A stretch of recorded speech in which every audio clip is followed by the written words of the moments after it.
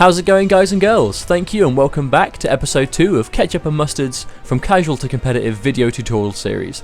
In this episode we are going to be covering the various meters that are in the game. That includes your super meter for your enhanced attacks, your breakers, and your X-ray, and your stamina meter, which you use for your general mobility and your environment interactions. Both of these meters are incredibly important in every match that you will play in this game. So we're going to start things off with a super meter. When it comes to using your character's super meter, in a high level match you will mostly see super meter used for a meter burn or enhanced version of a special attack. What does this do? At the cost of a single bar, you can power up one of your special attacks. Not all attacks in the game can be meter burned, but we're going to use Scorpion's teleport as an example here, just for the sake of keeping things simple. So, you down back 3 is Scorpion's teleport input, down back 3 will teleport. If I were to meter burn this teleport, I would do down back 3 and then block at the same time the button is pressed. So, for example, to do Scorpion's meter burn teleport, it would be down back 3 and then block at the same time to get the enhanced version of this attack. If you look at my button input on the bottom left, we'll do that one more time. Down back 3 and block together will do the enhanced teleport. Not every attack in the game can be meter burned, as I said, but this is how you meter burn every attack that can be done so. The properties and the things they do will be different from attack to attack. You've noticed already that Scorpion's meter burn teleport will actually pop the opponent up for more combo potential, whereas the regular version will just simply leave standing. Another important feature of an enhanced special is to armor through an attack.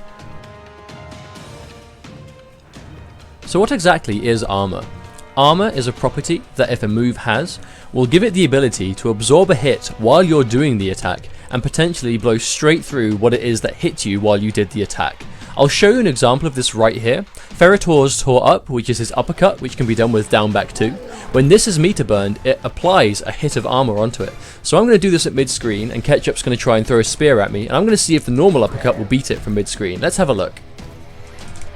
Nope. One more time. Nope. And third time. There we go. So that's 3 for 3. As you can see, the regular uppercut will not be able to beat that spear from this distance. So I'm going to try and meter burn it now and see if my armor will kick in. And it did. I took the damage, I took the hit, but my armor kicked in and I absorbed it and went straight through and hit Scorpion for doing that attack. I'll show you twice more. That's another one. And one more time. There we go. So every time the spear was absorbed by my armor, I did take the impact damage, but it didn't matter because I blew straight through it, and that's where you do whatever combo it is you want to follow up with. So that's the good applications for armor. Not every attack has armor on it. The best way to find out is to just go into training mode, see if your attack can absorb it, because most characters have some way of using armor, but not all of them do. And also armored attacks are fantastic for wake up. I'll quickly show you right here. Getting knocked on the floor, I'm going to try an armor attack on the wake up.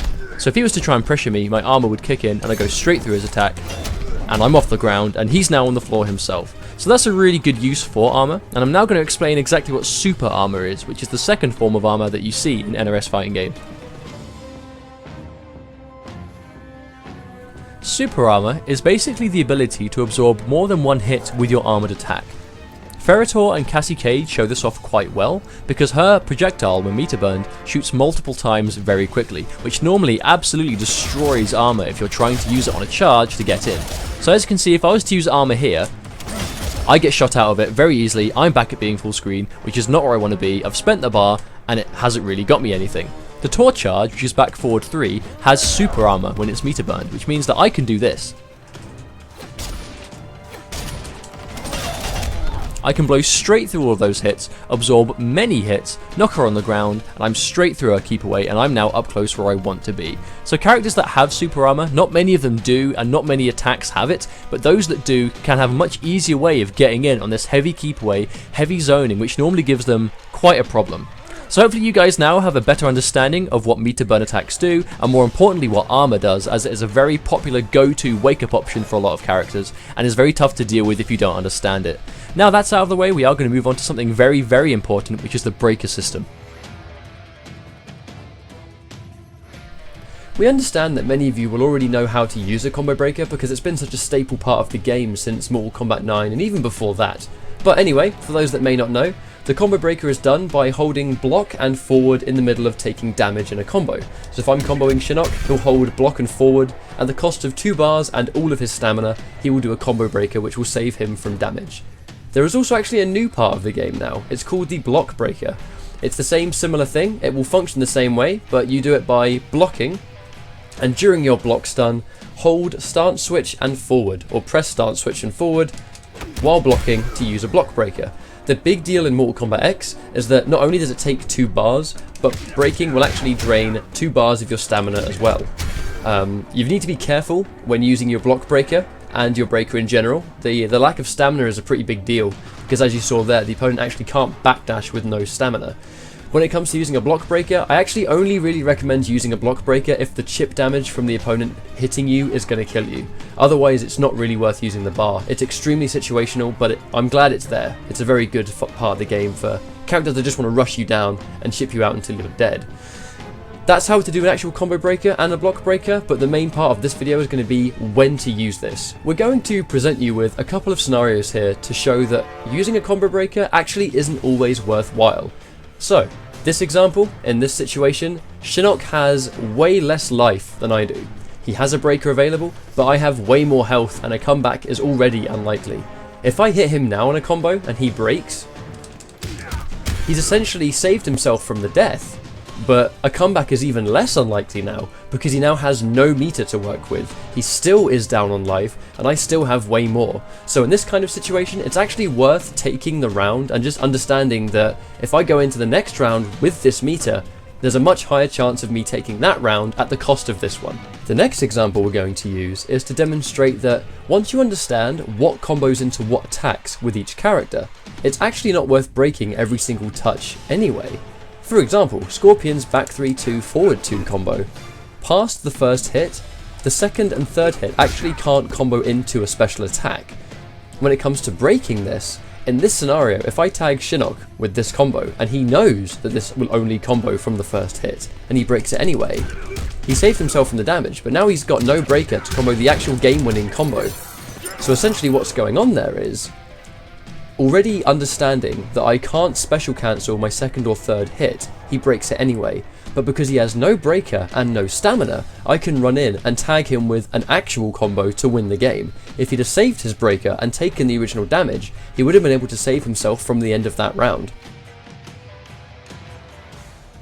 The final piece of the meter system we're going to talk about is the X-Ray. By pressing both triggers together, or stance switch and block at the same time, you get your X-Ray attack.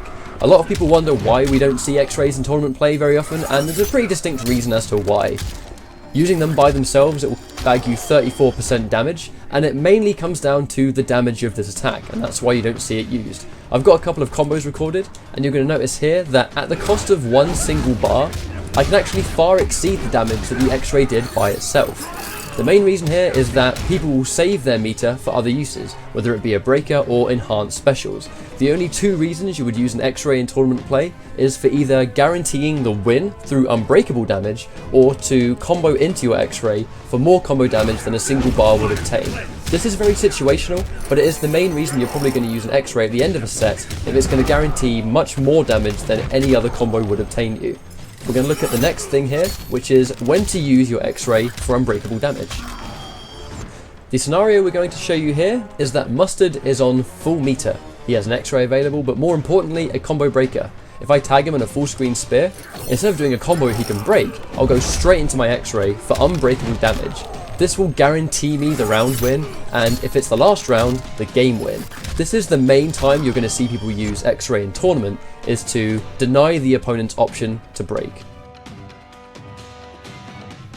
So, the stamina meter is a returning feature from some of the older Mortal Kombat games, and its purpose in Mortal Kombat X is to let you to sprint forward by holding block as you forward dash, which will drain it gradually, to backdash, which costs half of your total stamina, or to interact with the environment, which is done with its own button for the cost of half of your stamina, as you can see there. We're going to show you now some practical uses for your stamina and when to conserve it. Backdashing is a common go-to defensive option for a lot of players due to the backdash having invincibility frames on the startup of it. What this means is if I get knocked on the floor and he tries to pressure me and wake up and I backdash, I will usually be able to escape it quite easily, as like so. So I can avoid the attack, stay safe, and it only costs me half of my stamina without having to use a wake up attack to get off the ground. Another good use for this is to make a string on block, like for example my forward 2-2 with Shinnok. Normally he's going to want to press buttons after that, but if I backdash, I can avoid that damage altogether by again getting out of harm's way and keeping myself safe. Environment interactions are things you see quite commonly in Mortal Kombat X, even in competitive play.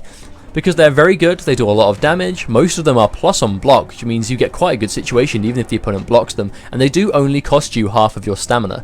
The main use for many of the corner ones is when you meter burn them. For example, the car exhaust will gain a hit of armor when you meter burn it, like so. So I go straight through it, hit him with it, a car exhaust is now out of play, I used it and I got the damage. But the main use of these is if you get an armoured environment interaction, some characters that might have quite weak armoured options or no armour whatsoever will now get that threat of armour should they be near the interaction. Right, last but not least in episode 2 will be the sprint mechanic. Sprinting is a very aggressive tool in this game, as it can be used to really close the gap between you and your opponent very quickly and very easily, universally with most of the cast. For example, let's say I duck Scorpion Spear. I can run in his face and get a free combo on him just because he did that. Or, let's say I anti-air with an uppercut, I can then sprint after him, so as he stands up, I'm in his face doing my thing and getting some good pressure in. You can also use the sprint to piece together combos and link moves together that otherwise would be very difficult to do so, but we'll explain that in our next video, which will be episode 3, how to piece combos together. And there you have it. That concludes episode 2 of our Mortal Kombat X tutorial series, focusing on how to really break down the meter system. Two very important parts of the game, and another important part, as previously mentioned, is the game's combo system. That will be episode 3. Make sure you tune in for that to see how you piece together big damage. Because without combos and without damage, you're not going to win.